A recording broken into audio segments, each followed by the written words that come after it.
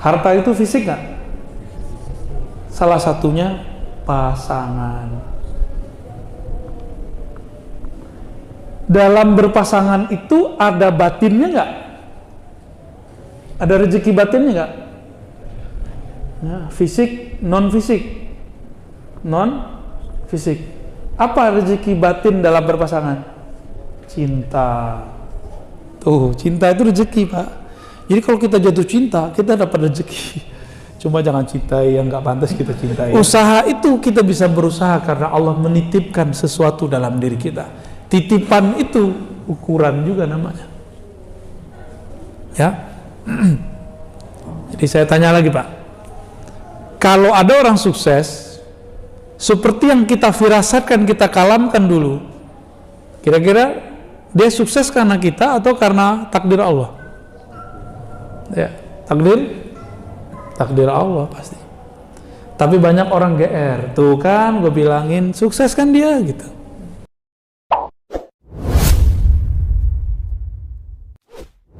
Bismillahirrahmanirrahim. Hikmah yang ketiga, sawabiqul himami la takhriku aswaral aqdar. Himmah yang kuat, yang berlalu,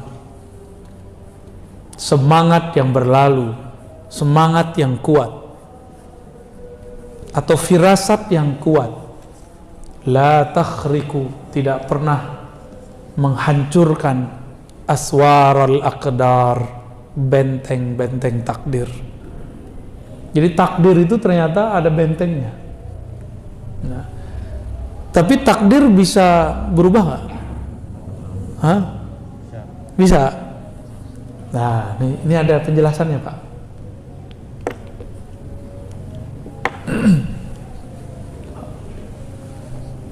Jadi kinclong gitu. Bapak nggak marah kan? Jadi takdir itu bahasa Arab, akdar, jamak dari kadar. Apa arti kadar? Ini tadi pagi Zoom nih bahas ini nih, ya. Udah jadi bahasa Indonesia.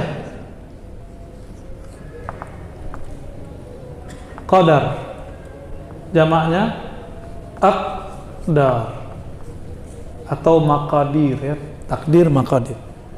Itu artinya adalah ukuran. Ukuran. Saya nyebut kadar airnya kurang, berarti ukuran. Apalagi, Pak? Yang setara sama ini nih, ukuran. Satu lagi, nilai. Banyak orang awam berpikir takdir itu cuma 4. Apa takdir itu? Gimana, Pak? Rezeki hidup mati. Ya, jodoh. Emang ada kata jodoh di situ? Fayu'mar bi arba' kalimat, kan begitu di hadisnya. Jadi ada hadisnya arba' kalimat. Ya, arba' kalimat. Apa itu? Bikatbi rizkihi, rezekinya. Rizkihi, rizki. Hapus dong. Kita pakai Indonesia, rizki. Nanti kalau pakai bahasa Arab pusing nanti. Yang cukup yang gede-gedenya aja. Rizki, apalagi? Ajal. Cepet amat Pak nyebut ajal. Ajalihi udah bahasa Arab kok. Ajal itu artinya time. Waktu kapan? Waktu nanti transit ke alam lain. Itu ajal. Terus apa lagi? Amal. Amal dalam bahasa Arab itu artinya aktivitas. Tapi amal bahasa Indonesia artinya amal soleh. Bener? Jadi bukan ini yang dimaksud adalah aktivitas. Terus yang keempat apa? Syaqiyun au sa'id. Dia ahli surga atau ahli neraka. Saya pendek aja ya. Coba rizki, ajal, aktivitas, di mana di situ rezeki, jodoh di mana Pak? Ada nggak jodoh di situ? Ini hadisnya hadis Bukhari loh nih, HR Bukhari nih. Di mana? Bener? Yakin? Tuh, aneh cuma konfirmasi doang, antum langsung berubah. Tadi bilang iya, sekarang enggak. Tuh, baru diuji begitu ya. Gimana kalau diuji disertasi tuh, dikata-katain profesor doktor gitu. Ya. Rezeki, apa arti rezeki? Jatah yang diberikan Allah. Ada berbentuk fisik, harta, ya. Harta itu fisik nggak? Salah satunya pasangan. Dalam berpasangan itu ada batinnya nggak? Ada rezeki batinnya nggak? Ya, fisik, non fisik, non fisik. Apa rezeki batin dalam berpasangan? Cinta. Tuh, cinta itu rezeki Pak. Jadi kalau kita jatuh cinta, kita dapat rezeki. Cuma jangan cintai yang nggak pantas kita cintai ya. Kita minta ampun kalau sudah pernah mencintai yang nggak pantas kita cintai. Yang nggak boleh kita cintai, cintanya orang. Ya, apalagi harta. Apa yang ada di harta? Berkah. Berkah itu rezeki. Jadi ada orang diberikan fisik, harta, tapi dia nggak dapat berkah.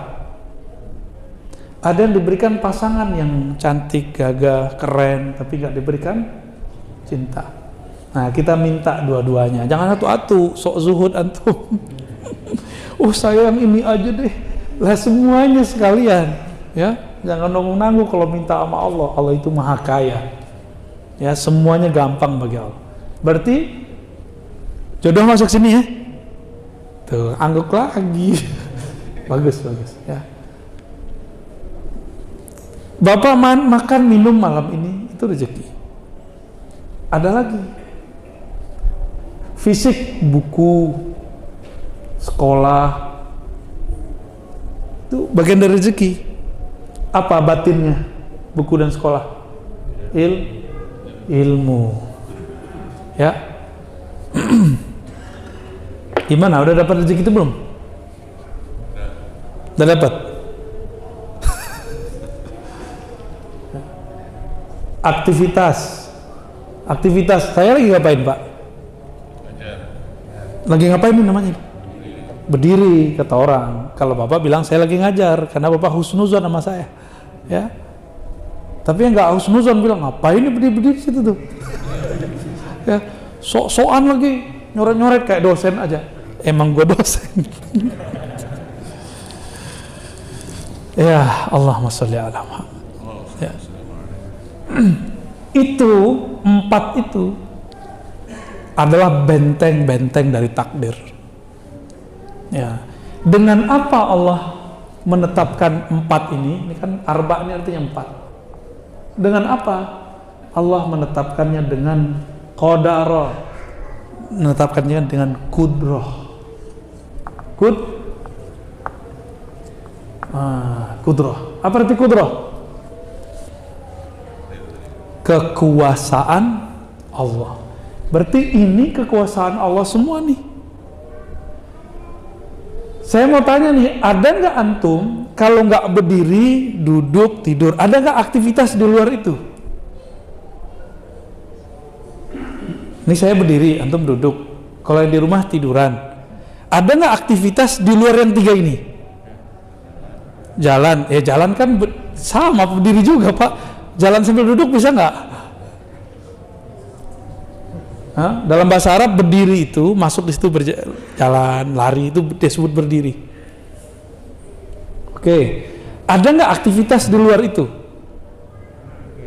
Ya. Kata orang nih, kalau saya usaha selesai saya serahkan kepada takdir. Berarti dia nganggap usaha dia bukan bagian dari. Berarti dia nggak paham hadis ini. Hadis ini menyebutkan amal Aktivitas dia berusaha itu bagian dari kadar ukuran yang Allah berikan. Gitu, ya. Saya termasuk orang yang pembelajar, penasaran sama yang baru-baru. Maka kalau di kampus tuh saya senang dikasih mata kuliah baru. Senang. Kecuali ada mata kuliah yang saya nggak mau, mata kuliah qiraat. Jadi di kampus itu, di Institut Ilmu Al-Quran, yang paling saya nggak mau qiraat. Tahu qiraat, Pak? Qiraat itu bukan beda sama tilawah. Qiraat itu gimana cara baca ayat ini, ada dibaca dengan versi Imam A, versi Imam B. Wah, itu saya angkat tangan tuh ya. Bukan berarti nggak bisa, tapi ngerasa waktu saya nggak cukup untuk mempelajarinya. Bisa aja, tapi saya akan meninggalkan yang lain. Ada beberapa ilmu yang saya menghindari, tapi selain itu saya suka ngajar yang baru-baru. Bosan juga Pak, tiap tahun ngajarin hal yang sama. Nah, kita ketika berusaha mencapai sesuatu, usaha itu bagian dari meningkatkan nilai. Berarti takdir, kadar itu bukan satu. Jadi takdir itu kalau ukuran ya bisa dari kiri ke kanan, bisa dari atas ke bawah ya, 1 sampai 10. Jadi takdir saya ini kalau enggak antara 1, 10 ini, Bapak effortnya agak lebih kuat bisa sampai 10. Kalau enggak ya 1 atau 2. Semuanya bagian dari takdir. Jadi ini usaha namanya nih, usaha. Usaha itu bagian dari takdir. Kalau usaha bukan bagian dari takdir, berarti ada sesuatu selain Allah di alam semesta. Ada peran selain Allah di alam semesta. Yang meyakini ada yang berperan selain Allah, musyrik bukan? Musyrik nggak? Musyrik itu. Walaupun dia sholat 5 waktu, berarti sholatnya belum sholat ahli tauhid, baru nungging doang itu. Ya. Ini makna pertama. Ada makna kedua. Kemauan yang keras itu terjemahannya. Nah, sekarang ada terjemahan lain. Firasat yang kuat tidak akan bisa merubah takdir. Saya mau tanya Pak, kalau Bapak pernah ngomong gini ke orang, kamu bakal jadi orang sukses, terus dia sukses setelah 10 tahun. Dia sukses karena kita ngomong atau karena usaha dia? Usaha dia bagian dari takdir. Sombongnya manusia, dia nggak mau disebut usaha dia bagian dari takdir. Saya udah ketemu banyak orang, hatta ustadz ulama, dia kata orang kiai, tapi dia bilang usaha bukan bagian dari takdir. Belajar akidah di mana dia itu? Ya. Mereka memikirkan, mengira bahwa kalau kita menyandarkan diri kepada takdir, dianggap kita malas-malasan. Enggak. Justru kalau orang faham tentang takdir, dia punya semangat yang tinggi, harapan yang besar. Kenapa? Ternyata pilihannya banyak. 1 sampai 10. Jadi bukan hanya satu pilihan, banyak pilihan itu. Kita mau pilih yang nomor berapa, tinggal usahanya dikencengin. Usaha itu kita bisa berusaha karena Allah menitipkan sesuatu dalam diri kita. Titipan itu ukuran juga namanya. Ya. Jadi saya tanya lagi Pak, kalau ada orang sukses seperti yang kita firasatkan, kita kalamkan dulu, kira-kira dia sukses karena kita atau karena takdir Allah? Ya, takdir Allah pasti. Tapi banyak orang GR, tuh kan gue bilangin sukses kan dia gitu. Bener ya? Bener ya?